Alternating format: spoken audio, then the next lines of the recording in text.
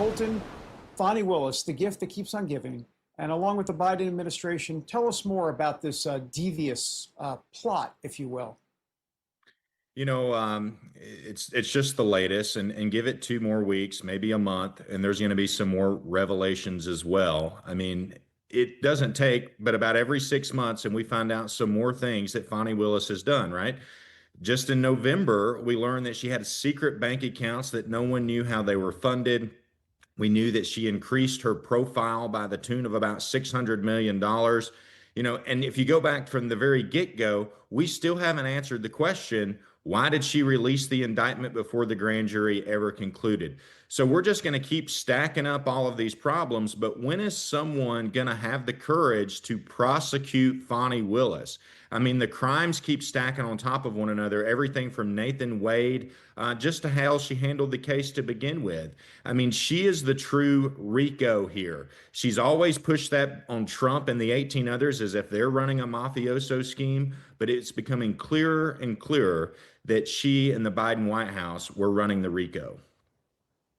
So what you're describing leads to the next question, because several of your colleagues there in the Georgia State Senate are pushing to use grand juries to investigate election and voting crimes. One could argue that what happened there in Fulton County was an election crime.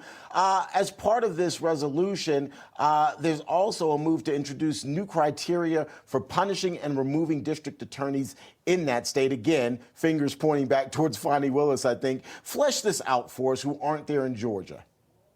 Yeah, I mean, I don't think anybody has a problem with creating the avenue of grand juries. I think that's a foundational part of the United States, is having the ability to have a grand jury. Remember, it was Fani Willis originally using this investigative grand jury over a regular grand jury, which got this indictment to start with.